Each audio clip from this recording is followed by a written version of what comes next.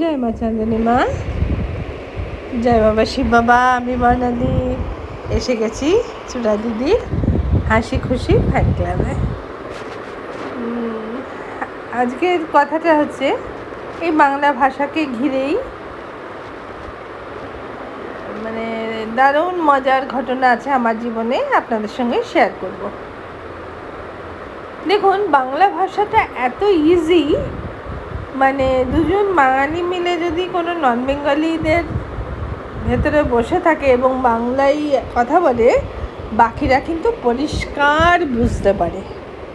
ওই জন্য আমি খুব চেষ্টা করি যে যেখানে নন বেঙ্গলি সোসাইটি আছে সেখানে যদি আরেকজন বাঙালিও থাকে তাহলে মানে কমিউনিকেশনটা তারা যে ভাষায় করছে আমিও সেই ভাষায় করি। কারণ কি, দুজন বাঙালি আর বাকি নন বেঙ্গলি তারা ঠিক বুঝে ফেলে, আর তাদেরকে নিয়ে মানে আমাদের বাঙালিদের স্বভাবসিদ্ধ কাজ হচ্ছে গিয়ে অন্যদের নামে একটুখানি কিছু না কিছু বলে মজা করা। তো যার জন্য সেটা আমি খুব মেনটেন করি। তো কথাটা আমার নয়, কথাটা আমার মায়ের। আমরা যেখানে নেপালে থাকতাম সেখানে ডাক্তারবাবু ছিলেন ডাক্তার ঠাকুর। উনি ছিলেন মধেশি তাদের বলে যারা ইন্ডিয়া আর নেপালের বর্ডারে থাকে। তো এই ডাক্তার ঠাকুর মানে ডাক্তারিটা ছাড়া সব কিছুই করতে পারতেন, এরকম মানুষ ছিল। তো সে যাই হোক, সে ডাক্তার ঠাকুর মানে মাকে খুব পছন্দ করতেন বা শ্রদ্ধাও করতেন। তো মায়ের যদি শরীর খারাপ হতো, উনি এমবাসির ডাক্তার ছিলেন, তো ওনাকে যদি আমি ফোন করে দিতাম উনি বাড়িতে এসে মাকে দেখে চলে যেতেন।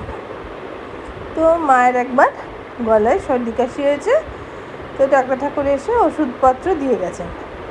এবার ওষুধপত্র দেওয়ার 15 দিন বাদেও ঠিক হচ্ছে না। আর আমি ডাক্তার ঠাকুরকে বলেছি যে ডাক্তার ঠাকুর, এরকম মায়ের তো খুব শরীর খারাপ, কমছে না, সর্দি কাশিটা, জ্বরটা নেই, তো কী করা যাবে? বললে ঠিক আছে, আমি আসবো, আপনার বাড়িতে আসবো, আর মাছ খেয়ে যাব। মানে বাঙালিদের মাছটা তো জানেন পৃথিবী বিখ্যাত, তো সেই মাছ খেয়ে যাব। ঠিক আছে। এবার ডাক্তার ঠাকুর এসছেন, এসে মাকে বলছেন যে क्या हुआ आंटी जी, आपने दवाई ठीक से लिया? তখন মা দাবাই মানেও জানে, ঠিক সে লিয়া সে তার মানেও জানে। এবার মা বলছে যে হ্যাঁ নিয়ে আসি। তখন ডাক্তার ঠাকুর বলছেন যে তাহলে কমছে না কেন, আপনি কি আইসক্রিম খায়? তখন মা আইসক্রিমটাও বুঝেছে এবং বুঝতে পেরেছে যে ডাক্তার ঠাকুর বলতে চাইছেন যে আপনি আইসক্রিম খেয়েছেন কি। মা বলছে না না না, আইসক্রিম তো খাইনি, আইসক্রিম কোল্ড ড্রিঙ্ক কিচ্ছু খাইনি। তখন ডাক্তার ঠাকুর মাকে মজা করে বলেছেন যে नहीं आंटी, लगता है आपने आइसक्रीम खाया होगा, नहीं तो क्यों नहीं ठीक हो रहे। এইবার মা গেছে প্রচণ্ড চটে গিয়ে বাংলায় বলছে, এই ডাক্তারটা মনে হয় টুকে পাস করেছে। কথাটা মিথ্যে না, কিন্তু মার স্লিপ অফ টাং বেরিয়ে গেছে। এবার ডাক্তার ঠাকুর বলছে না না আন্টি, আমি পড়াশুনো করেই পাস করেছি। তখন আমি একটুখানি লজ্জায় পড়ে গেলাম আর কি। তো ডাক্তার ঠাকুর বলছেন যে কোনো ব্যাপার না, আমার মাও আছেন আন্টির মতো, কোনো ব্যাপার না, আমার মাও এরকম। তো যাই হোক বলে উনি পরিবেশটা হালকা করে দিলেন। আর একটা ঘটনা আছে এই ভাষা নিয়েই। রজনী বলে একজন ভদ্রমহিলা আমাদের এম্বাসিতেই ছিলেন। ভদ্রমহিলা অত্যন্ত অহংকারী এবং মানে খুব নিজেকে স্ট্যান্ডার্ড মনে করে, লোককে খুব ফেলা করে, এইরকম আর কি। তো এইবার আমাদের সঙ্গে আরও 2-3টে ফ্যামিলি ছিলেন বেঙ্গলি, তারাও একদম পছন্দ করতো না এই রজনীকে। কিন্তু আমি যেখানে যাই আমার সঙ্গে সবসময় সবার মোটামুটি বন্ধুত্ব থাকে, মানে মোটামুটি না, ভালোই বন্ধুত্ব থাকে। কারণ কি, আমি কারুর কথার বার্তার মধ্যে বিশেষ থাকি না।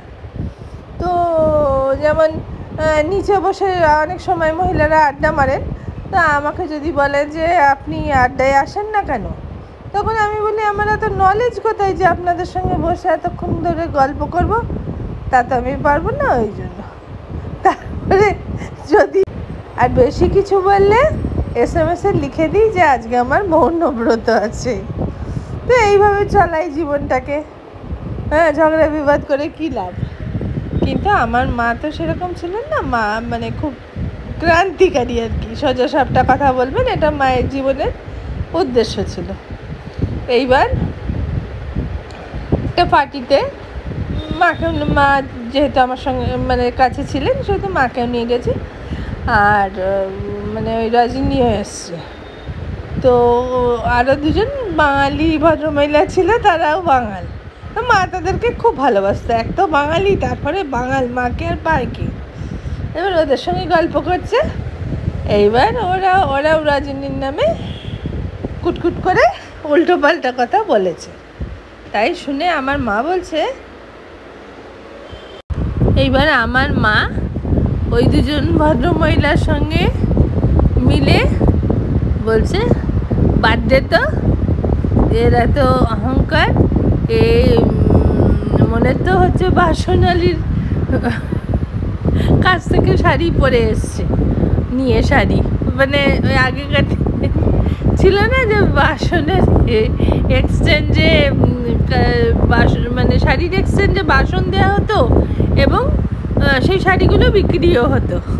তখন সে রজনী বুঝতে পেরে মাকে বলছে, নেই নেই আন্টি, ये बर्तन नली से नहीं लिया, ये तो मैं खुद 25,000 दे के नली से खरीदा। তখন বলছে, কি বলছে, নালির থেকে কিনেছে? নালি গলিয়ে সব আমাকে শেখাতে এসো না বাবু, এর তো মনে হচ্ছে তোমার বাসনালীর কাছ থেকেই নিয়েছি। এই ছিল আজকে মায়ের গল্প।